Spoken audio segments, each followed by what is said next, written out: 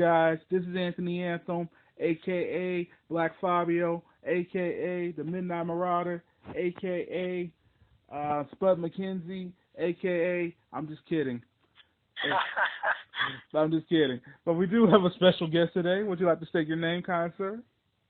Yeah, my name's Tommy Moore, a.k.a. Professor of Fun, a.k.a. comedian, a.k.a. comedy club owner, a.k.a. hospital clown, a.k.a. college professor, a.k.a. author, a.k.a. newspaper columnist, a.k.a. TV host, a.k.a. lecturer, a.k.a. comedy historian, a.k.a. let's do this interview.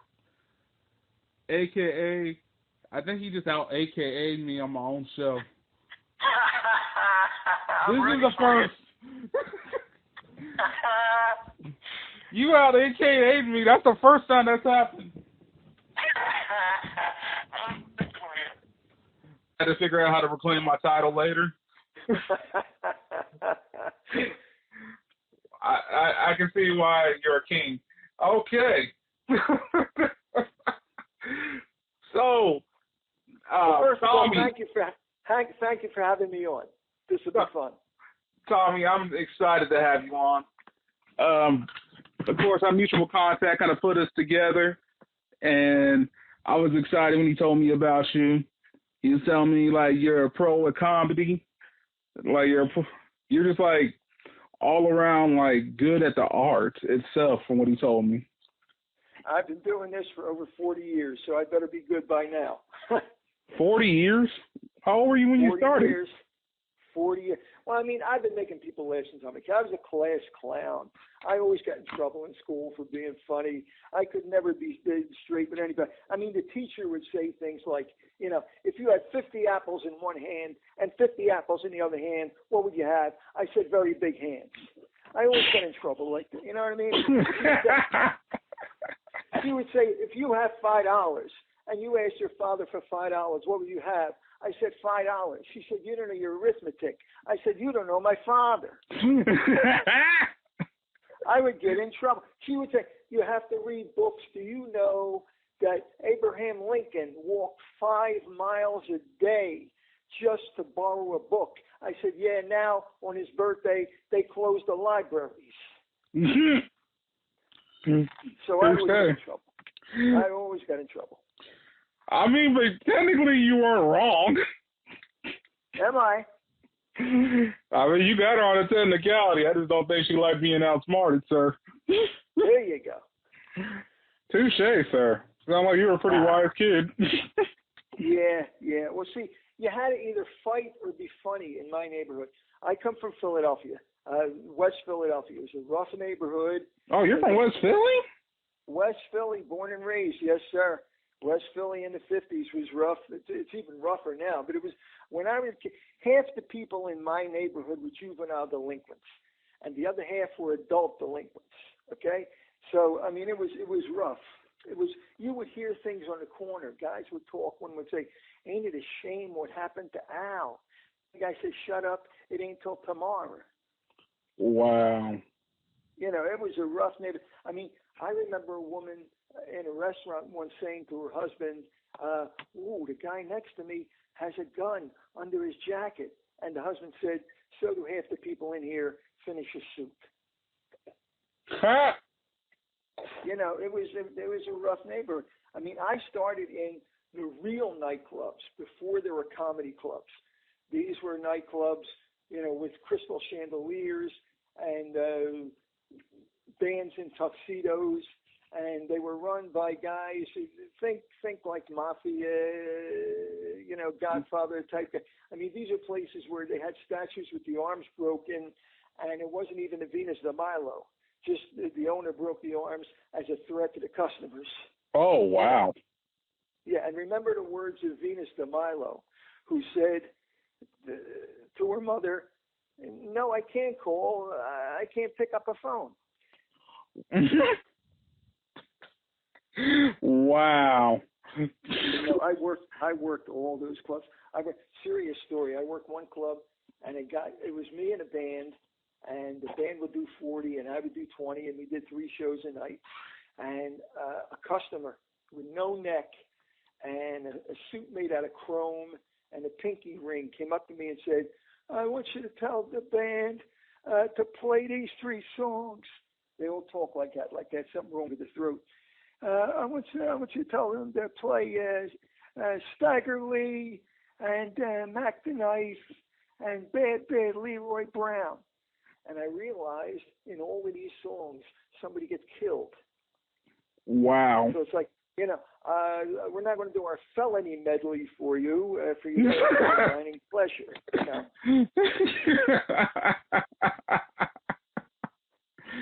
Oh my gosh. But that was my neighborhood, and you know, I had to be, like I said, you either had to fight or you had to be funny, and my whole family was funny.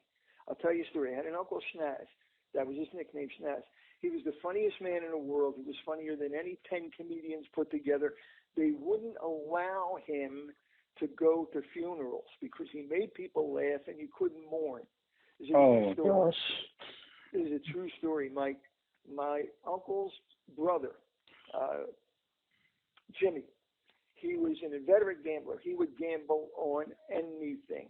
If 2 raindrops were coming down a window's pane, he would bet first, okay? So he died. It's his funeral. He's laying in a coffin. Everybody's there crying, trying to mourn it. My Uncle Snaz comes in and says, "Hold it, everybody. Hold it. Everybody quiet. Hold it." He goes over to the coffin, and he knocks on the coffin. And he says, "Jimmy, there's a crap game in the alley." And he waited about 2 seconds, and when Jimmy didn't move, he looked up and said, "Yeah, he's dead." Oh my God. So that was my family. Oh my God, that's funny. No, he did, man. He really did. He was crazy. He would do anything. He was terrific. Oh my gosh. And coming from that, I mean, you know, I was just funny, and I had to be funny, and I wanted to be funny. And I'll tell you a true story. When I was a kid, and this is the minute I knew that I had to be a comedian. I was about 5 years old, and the same week, I got measles and the flu. I was sick as I just wanted to die. And I remember my mother on the phone with the doctor. I had 104 fever. The doctor said if he gets to 104 and a half, you got to put him in a tub of ice water to break the fever. Well, in those days with measles, what they used to do is they would just wait it out. They made you stay in the bedroom, and they pulled all the drapes so there was no light in the room, and you had to stay still and not scratch. And I was going crazy. After about 3 days, I said to my parents, "Please, let me come downstairs. Let me watch TV, please." So they bundled me up, and they brought me downstairs. They pushed the TV over near the couch, and there was Margin Dime's telethon on. And on the telethon, there was a great old comedian named Jimmy Durante, and a great and very funny singer, Pearl Bailey, and a very funny show group, the Treniers. And for a half hour, I watched them, and I laughed, and I realized while I was laughing, I wasn't thinking about my pain, and I didn't feel as bad anymore. And I said, wow, if I could ever do that for another human being, that's the best thing I could ever do in my life. Now, fast forward about 5 years. I was maybe 10 years old, and my uncle was in the hospital, and very sick. And in those days, hospitals were not bright, cheery places like they are today. We're talking about the late 50s. And I didn't want to be there, but my parents dragged me there to see my uncle. Okay. So we go in the room, and he's in bad shape. I mean, he's got tubes and IVs and all kinds of monitors on him. And you could see pain in his face. And I was so uncomfortable with the whole situation that I told a joke. And I made him laugh. And for the 10 seconds that I made him laugh, I saw all the pain leave his face. And I said to myself, I can do that. I can do that thing that those comedians did for me when I was 5. And I remember, I can picture it. I remember walking out of the hospital, and all I was thinking was, I can do that. I can do that. And that's the only thing I ever want to do with my life. And the That's funny awesome. thing is, I became a comedian for 40 plus years, and about 3 years ago, in North Carolina, where we moved now, about 3 years ago, they asked me to start a hospital clown unit, where I would train clowns in how to be funny, and we would visit patients. To this day, the Moore Regional Hospital clowns visit about 1,200 patients a year and make them laugh and take their mind off their problems. 2 stories, one serious, one funny. Serious story. The nurse will tell us which rooms to go in, which rooms not to go in. Maybe they just had an operation. Maybe they're on heavy meds. We shouldn't go in. Right. So my partner and I, we always work as a team, 2 clowns, walked by this room where we were told not to go in. And the woman in there, obviously the patient's wife, is saying, "Oh, please come in, come in, come in." So, we're asked to come in. We go in. We go in, and she says to her husband, "Open your eyes, honey. There's clowns here." And he opened his eyes, and we did our little 5-minute thing. And, he smiled a little bit, not a lot. He was on heavy meds, who knows, So as we're leaving, the wife is thanking us profusely. And I said, "Well, you're welcome, but, we really didn't do that much." And she said, "No, you don't understand. This is the first time in 3 weeks he's opened his eyes." So that's why I do what I do. Now, the funny story was we went in one room, and the patient was on the phone. And I heard her say, "I'm sorry, I have to hang up now. Either 2 clowns just walked in my room, or they have very good drugs in this hospital."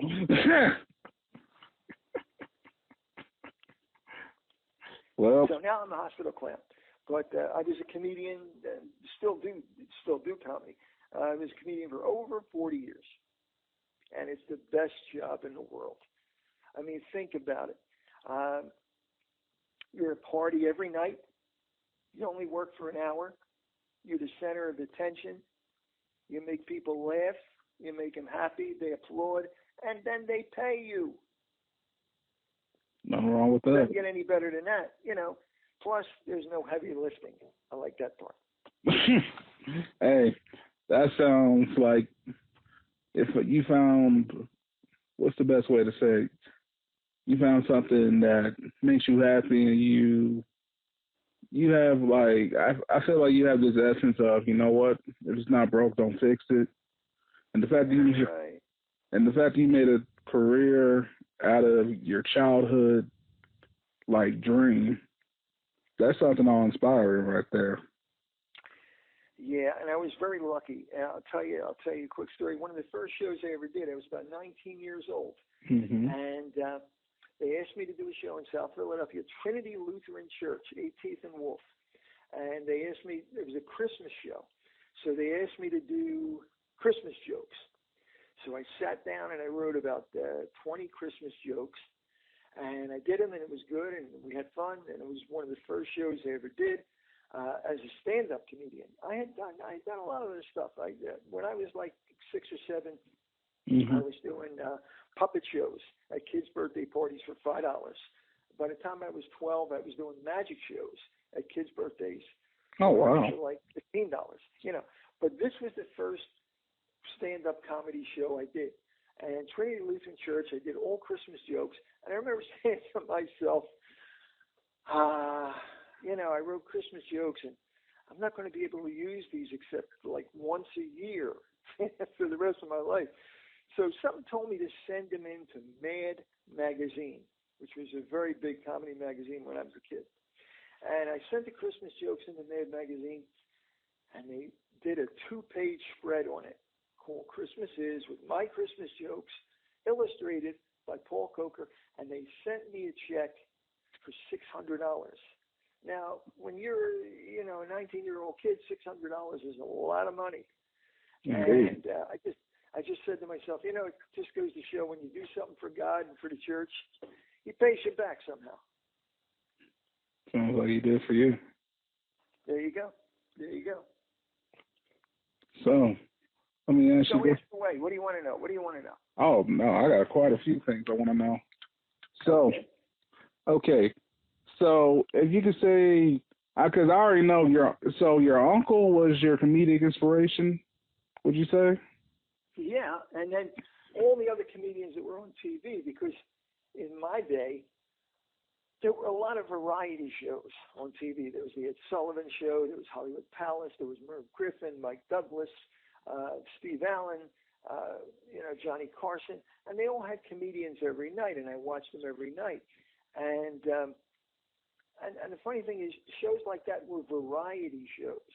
They were shows that had not just comedians, but singers and dancers and magicians and novelty acts, and I love that kind of show business, and that's what my act is now. My act is a variety show.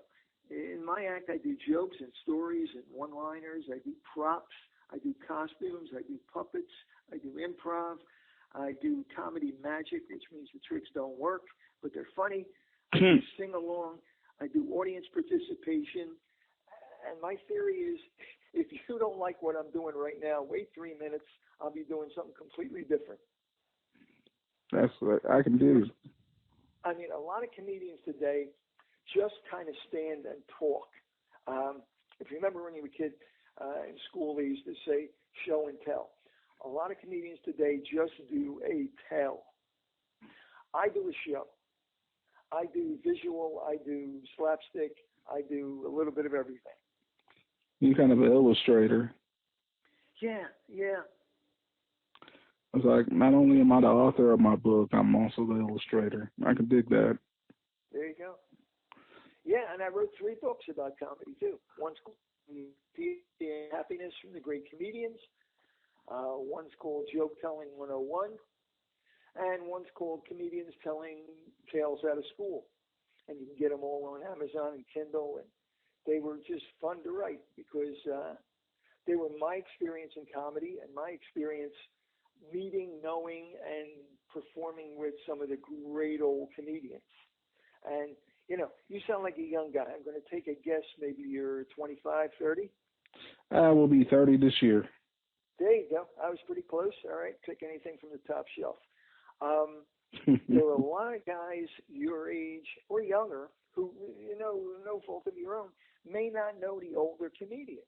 I talk to guys 20, 25, and they don't know Red Skelton or Red Fox. I know Red Fox. There you go. Or Soupy Sales or Dick Gregory or, Dick Gregory. I know him. Paul Mooney and Rodney Dangerfield. Yeah. Rodney Dangerfield. But you have got, in this era, the greatest learning tool in the world. You've got YouTube.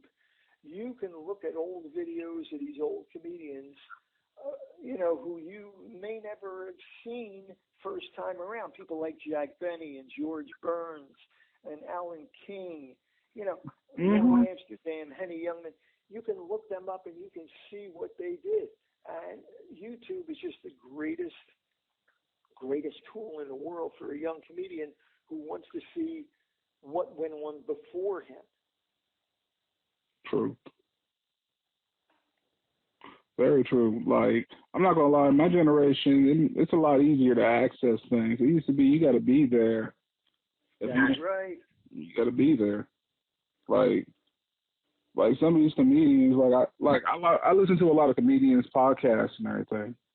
And I remember somebody had said they were at this club in, I believe, Boston, and Andrew Dice Clay was performing. And he had this rival at the time, and they got into this argument or something like that while he was on stage. And dude shot the sign of the comedy club, and they actually kept it like that until last year is when they finally replaced the sign. Wow. It was like you had to be there to see it. Now that's a heckler. When they shoot at you, that's a heckler. There's hecklers, but that's a heckler. I'll tell you an Andrew Dice Clay story. I owned a comedy club for 11 years. And we had Andrew Dice Clay. Now, a lot of people don't remember. When Andrew Dice Clay first started, his act was somewhat different. Do you know the movie Nutty Professor with Jerry Lewis? Oh, that's the old school one, yes. Yeah, do you know the? Okay, all right.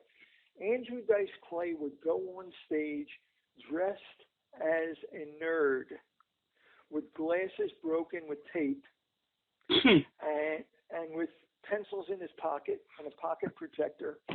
And he would be very nerdy for about a minute. And he would say that his dream was always to be a cool guy, which is very similar to the plot line of The Nutty Professor. Right. And then he would turn around back to the audience, take off his jacket, and first he would turn into John Travolta as Fonzie with the leather jacket. Then he would turn into Sylvester Stallone as Rocky. And then he would turn into Andrew Dice Clay. Okay? Now, at the very end, he would turn back into himself as a nerd and say, you have to be happy with who you are. That was his original act. Wow. As a matter of fact, he had a lot of guts doing it. He would go anywhere to do an act. I mean, places that didn't want him, places that didn't expect him. He would go into movie theaters 20 minutes before the movie or even the coming attractions would start. Huh. He would stand in front of the movie screen and say to the people, you're here early, do you mind if I do some jokes for you? And they would say, okay. And he would perform for the 20 or so people who came in early to the movie. He would go into a delicatessen, and while people were having lunch, he would say, you mind if I do some jokes for you? And that's how he got started. And he would be doing that act from a nerd to Sylvester Stallone to Andrew Dice Clay. But Andrew Dice Clay, the character, became so strong and so in demand that he cut away all the other stuff, and now he just walks on as Andrew Dice Clay and comes off as Andrew Dice Clay. Wow. So you saw him when he was in his development stages. Oh yeah, I mean we had him at our club when he was not known yet. But by the second time he came back, he was known, and by the third time he came back, he was a big star. Oh yeah, he was on arenas. Oh yeah. I mean, I started way before comedy clubs. I mean, cable TV made people like Andrew Dice Clay and even Eddie Murphy a star. I mean, Eddie Murphy was a star from Saturday Night Live, but when he got those cable specials, man, he just catapulted. He just went wild. But I was around. Here's a cable TV story. I was around 1971, and I was doing clubs around Philadelphia, and there was no cable TV yet, but they were starting a cable TV test market in South Philadelphia, and there was a club in South Philadelphia that was very, very prestigious. It's called Columbo's. It was the oldest, longest-running club in America, and they had big stars there. They had Frank Sinatra. They had Tony Bennett. They had, David all the classics. Connery. Oh yeah, yeah. And there was no way a 22-year-old comedian like me could ever appear there. But when they started the cable TV test market, they did it in a 12-square block area of Philadelphia. Only had 186 homes that had it. And they asked me to do a guest spot on the show. And I figured, yeah, why not? Who cares? Nobody's going to see it. 186 houses. So I did it, and somebody did see it. There was a singer named Anthony Richards who did an Elvis show. And he needed an opening act, and he was appearing at Columbo's. So he hired me to appear at Columbo's. What I didn't know was in the audience that night, the first night of the week, was a newspaper columnist named Len Lear, and he took out a pencil and he started writing down all my jokes. And the next thing you know, I saw my jokes appearing in the newspaper. And now people knew who I was, and I started getting booked. And the next thing you know, I was getting booked as the opening act for every singer that I ever, as a teenager, grew up loving. I was the opening act for Bobby Rydell and Chubby Checker and the Drifters, Wow. and the Platters and the Coasters and the Dovells and Jay and the Americans and Dionne Warwick and Robert Goulet, and all from that goofy little TV show that only was aired in 186 homes in 12 square blocks. So you never know. You do everything because you never know what's going to turn out to be a good thing for you. That is epic. Man, you got like the American dream story, man. Yeah. That's really, really cool. So, you touched hands with probably a lot of different people over the 40 years you've done comedy, man. Like, oh yeah. Like, so I mean, what would you say was your favorite encounter? Well, they're all in the first book. I put about 40 comedians in the first book, which is a PhD in happiness from the great comedians. And what are in there are show business lessons they taught me, that the real life lessons. Like Jay Leno taught me how to. The first thing you got to do when you're a comedian is you've got to figure out who you are. Then you got to figure out what you want to say. Then you got to figure out how you want to say it. Now, in order to figure out who you are, Jay said, you got to look at your life. You got to look at your parents, your upbringing, your schooling. You got to look at the things that are important to you, your values, your traditions, and that makes you aware of who you are, so that when you walk on stage, your character is who you are. It's really important to be yourself and be who you are. Now, other guys taught me things like, Milton Berle showed me a great way to take a mental vacation. Because when you're in comedy, you think about comedy all the time. And sometimes, there's a lot of stress, there's a lot of worry, there's a lot of angst. The greatest vacation in the world, Milton Berle taught me, called a list of tens. Before David Letterman ever did the list of tens, Milton Berle used to say, make a list in your mind of 10 favorite things under one topic. Maybe it's your 10 favorite movies. Maybe it's your 10 favorite Motown songs. Maybe it's your 10 favorite whatever. And think about those 10 things, and it's a great stress reliever because it takes your mind off your problems and your worries. And I used a lot of these techniques. I did corporate shows. For anybody from AT&T to DuPont to IBM to General Motors.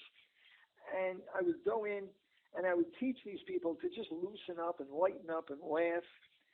And I would teach them how to reduce their stress and how to see each other as human beings and not just co-workers, and be positive and overcome obstacles. A story. Okay. They hired me to do a corporate show once on how to relieve stress.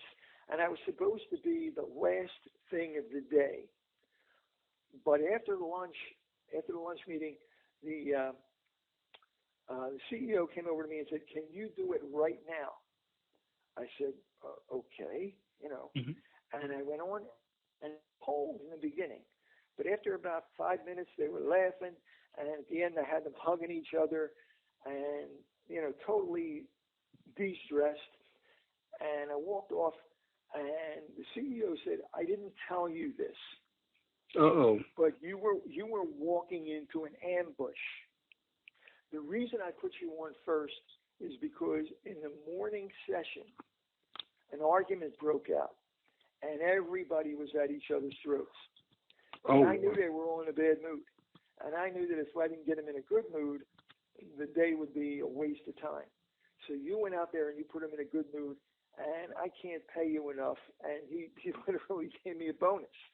But that just goes to show, what humor can do, what laughter can do. When people laugh with each other and at each other and at themselves, all of a sudden they get less serious, they get less worried, they get less anxious, and they get more productive, and they get more human. It's funny, human and humor are very similar words. If you've got humor, you're human. And honestly, that's what worries me a little bit about today's politically correct attitudes. People are getting less and less humorous. They're afraid to laugh at each other. They're afraid to laugh at themselves. And, when I was a kid, everybody laughed with each other.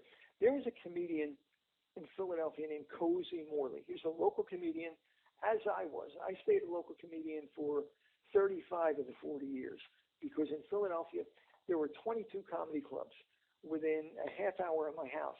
So if I worked every one of them 2 to 3 times a year, my calendar was full. Okay.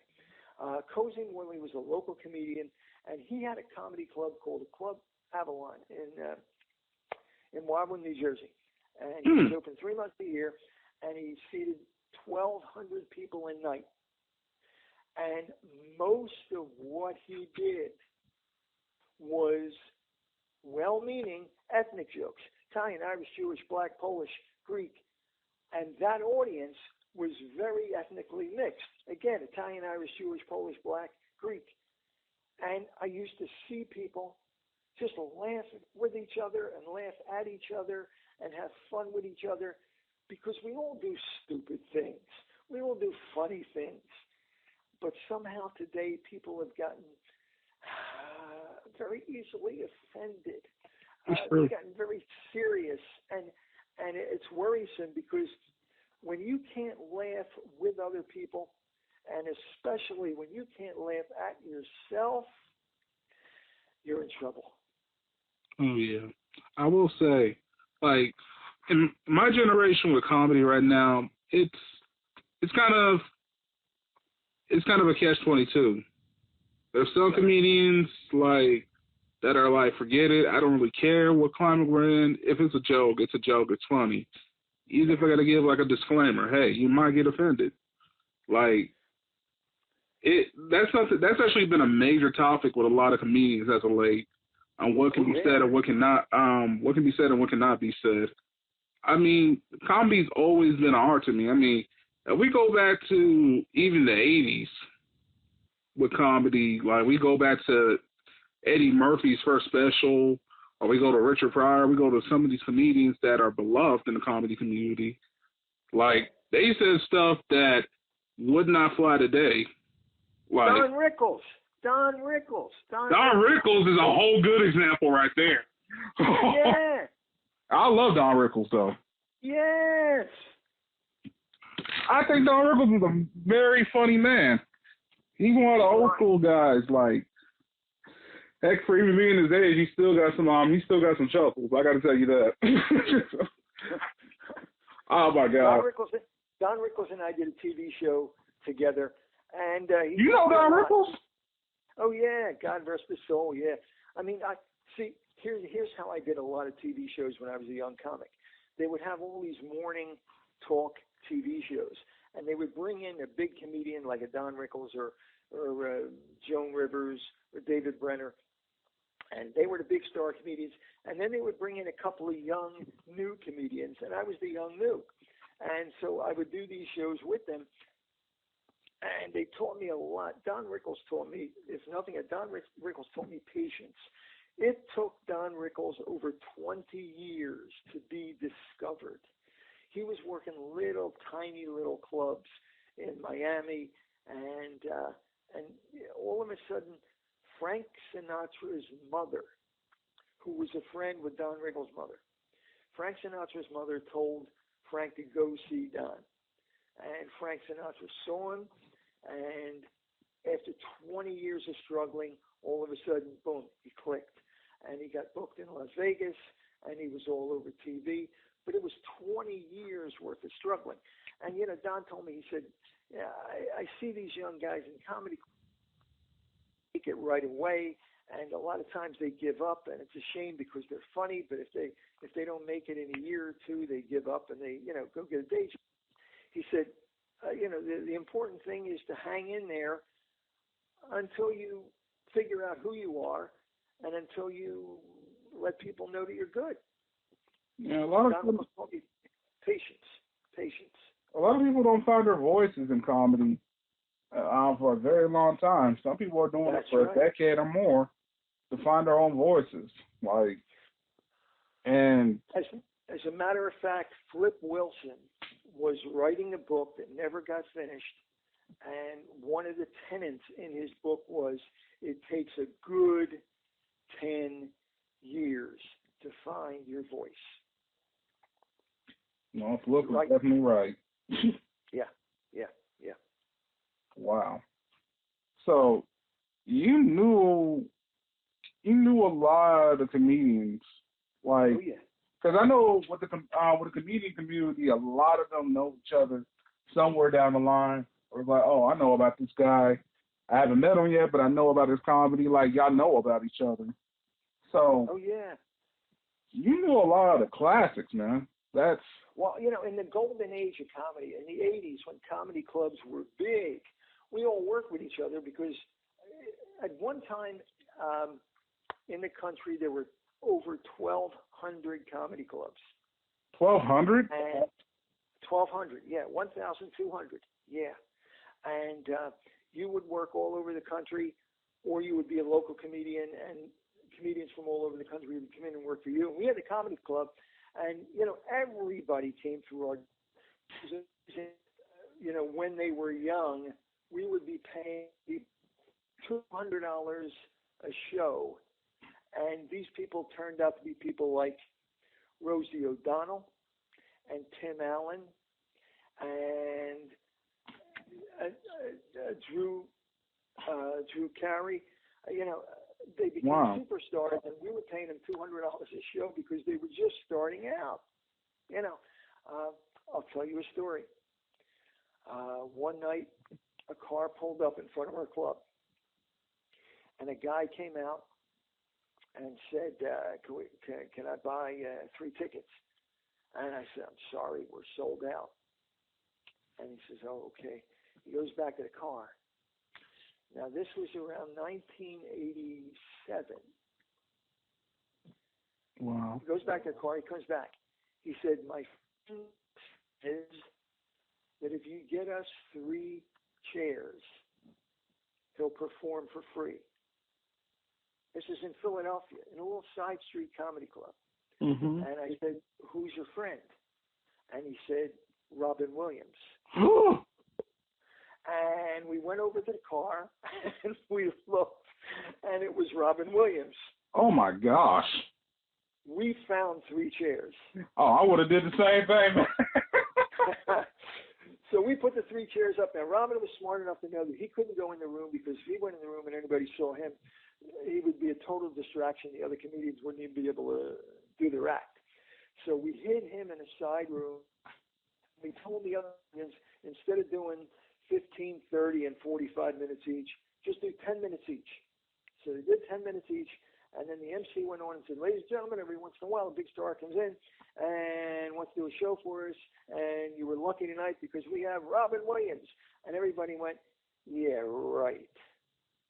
And then Robin Williams walked on stage, and they went crazy. Robin Williams did about an hour and 10 minutes, and he enjoyed himself so much that he stayed for the second show and did another show for like an hour and 10 minutes. And wow. in between, he clowned around with all of us. He played foosball with us. He was a great guy. But the next day, everybody I knew was mad at me because they said, why didn't you tell me Robin Williams would have been there? I would have come. I said, I didn't know. I didn't know. So, yeah, stuff like that happens all the time. All the time. Robin Williams. Yep. Wow. Man, that was actually one of my dreams as a kid to actually see Robin Williams do his comedy set. I mean, God rest his soul, but man, that's awesome. And you talk about comedians all knowing each other. Ooh, here's a story. Not so funny, but a wonderful story. 1984. I was in the wrong place at the wrong time. I was in the middle of a robbery. And luckily the robber didn't have a gun, but he had a pipe. He hit me over the head 8 or 9 times. Ooh. I say 8 or 9 because after 7, you stop counting. He hit me over the head, hit me in the arms, legs, whatever. And then he tied me up, tied me to a post, tied a noose around my neck, put a gag in my mouth, and left me there for dead. Well, before he walked out, ready to rob the place, he looked down and said, "Don't try anything funny. You should never tell a comedian not to try anything funny." Oh my gosh. Also, I had been a magician, so I knew a little bit about getting out of ropes. Thank you, Houdini. And he locked me in a room. I got out of the ropes. I was in and out of consciousness. I got out of the room, ran out into the street. People saw me, almost caused an accident. They got an ambulance, brought me to the hospital, and put me together like the Scarecrow and the Wizard of Oz. A doctor and a comedy club owner came into my hotel, into my hospital room, and said, "You know, you may never stand on stage again." At that point, I had done about 3,000 shows. Wow. And he said, "You want to bet?" I had a show 4 nights later at LaSalle University. I had never missed a show in my life, and I wasn't about to miss this one. So I booked 3 I couldn't stand up for an hour. I was lucky if I could stand up for 15 minutes. Wow. And they brought me to the show, and they literally helped me on stage. And in head-to-toe cast and bandages, I did that show. And I've done over 5,000 shows since.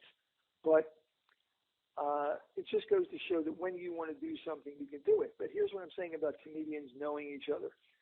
When I was in that hospital bed for the 3 days, every comedian on the East Coast came to visit me. And they all told jokes, and they all made me laugh. And the guy in the bed next to me should have paid a cover charge. But that's when I realized for sure how important it was to laugh and to have comedy around you, because it takes your mind off your pain. It takes your mind off your worries. And I just thank God I've been able to do that my whole life. Sounds like you're doing it right then, my man. Trying. You know what? You are actually a really cool guy. Thank you. Like, seriously. It's an honor that I get to talk to you. So basically, I'm talking to a comedy legend in your own right. Like, straight up. I appreciate you for that. Like, the fact that you're giving me this time of day right now, like, you're telling me, like, all these stories and a lot of gems in this stuff. Like, this is a blessing right here, man. So thank you for that. And you know what? Since you said the word blessing, I got to say something. I always put God in my act a little bit. Nothing wrong with that. You know, nothing wrong with that. You know, the book says, love God, love one another, do unto others as you would have them do unto you. You judge not, you will not be judged. Forgiven, you won't be forgiven. You'll be forgiven. And given, you'll receive. And be of good cheer. Be of good cheer. And that's kind of like your GPS. That's God's positioning system. George Burns made a movie called Oh God. Great movie. I don't know if you've ever seen it, but try and look it up. It's a really good movie. And I talked to George Burns once, and he said, you know, it's very important when you work at a comedy club or a theater or a casino to get to know the manager, because the manager can do a lot for you. Manager can smooth out some problems. A manager can make sure things go your way. A manager can be very helpful. Now, yeah, different people in different countries and different religions have different names for God. God doesn't care what you call him as long as you love him and you love one another. But True. Sometimes I like to call God the manager. And I try to stay on his good side because he can do a lot for you. It's true, though. Because, I mean, when I think about it, like, that's kind of how my life is. Good. And I think that's everybody's life. And some people don't have that realization of it. Well, maybe it'll come to them. Maybe it'll come to them. Eventually, some people got to get hit upside the head before it actually does come to them. Yeah. Oh, yeah. Oh, yeah. I was one of those people. That's how I know. So was I. So was I. Absolutely. You know, we're all young and we're everything, and we think, you know, the world revolves around us. And as we get older and more mature, there are other things out there that we will never know. You know, and you know, it's funny. I know something about you because I heard a little bit of a couple of your podcasts, and I know that your mom and dad were both military. That's correct. And God bless them. We got Memorial Day coming up this weekend, and you know, the saying is, all gave some and some gave all. I was very lucky to, in '92, do a USO tour. I jokingly say that I was in the service for 49 days, and I retired a captain in the Air Force. Wow. How could that be? Because how could that be? When you're in the USO and you do shows, you're given the honorary title of captain. I retired a captain. We did 45 shows in 49 days in England, Iceland, Germany, Wales, Belgium, and the Netherlands. And we did shows everything from tennis courts to open fields to mess halls, and to see these men and women who are just giving so much of themselves for so many years. It was just a blessing to do this for them. And there were some who would say, you know, where's your next show? What base? And we would tell them, and they would say, we're going to get a free one-day pass, and we're going to come see your show again. That's how much they enjoyed just having, it was called the American Comedy and Variety Show. That's just how much they enjoyed having live American entertainment out there on those bases in the middle of nowhere. Yeah, God bless them because they deserve all the credit and all our prayers. And I appreciate that you perform for our troops, though. Like, I mean, when it comes down to it, it don't matter what political side you're on or like where you came from or whatever. When it comes to those guys and gals, that's like right. they're doing something that, like, I feel like it doesn't get appreciated enough. You know, I've always felt strongly about the military, even though I've never been in service myself. It's the fact that I grew up around a lot of military people, like from my parents to my aunts, uncles. Like, you go down the list of people that in my family that's been in the military. My great grandfather fought in World War II, and he fought in Korea. Like, and that's what I'm saying. So it's always been like, that's always been something important to me because I feel like our veterans don't get treated the way they should. You're right. And You're right. so even if it's something as simple as giving them some entertainment or at least just giving them some type of recognition, I feel like that's important. Absolutely. Like, because a lot of these guys, a lot of these girls, they're going in, they're putting everything on the line. And I feel like we need to recognize them more. We need to do more for them. And, you know, I was actually talking to a veteran, and he did like 3 tours in Iraq. And he wants to start a program where he's transitioning, you know, people, like, when they get out and they want to, you know, go back to civilian life. Because, you know, help them, you know, get some counseling, help them with their mental health, help them with their physical health, help them kind of, you know, get things together so, you know, they don't end up on the streets. And there's a lot of PTSD out there, a lot of post-traumatic stress disorder. My wife is a psychologist, and she works at Camp Lejeune. All the post-traumatic stress disorder that these Marines have, and it's tough. It's tough. God bless them. Yes. I mean, as a person who's seen 3 different generations of it, like, like affecting people from, like I said, World War II to even now. Like, mental health is an important thing that needs to be observed in this country for our troops, for our civilians, for our people. I mean, I could be on my soapbox all day about that, but but you know what I mean? Like, our people, when it comes down to it, charity starts at home. So we need to take care of home. That's a saying that I definitely agree with. Yeah. But with that, I'm going to go ahead and get off my soapbox. Okay. Because we're not here for that. But, all right. But yes, thank you to all of our troops. If you are a veteran, thank you so much for listening to this, and know that you are appreciated. Sincerely. Yes. Now, back to the comedy veteran. All right. The champion, the myth, the legend, Tommy Moore. I'll tell you a rough story that happened to me. It was, like I said, I used to teach comedy and the history of American comedy at Temple University in Philadelphia. And that's where the 3 books came from.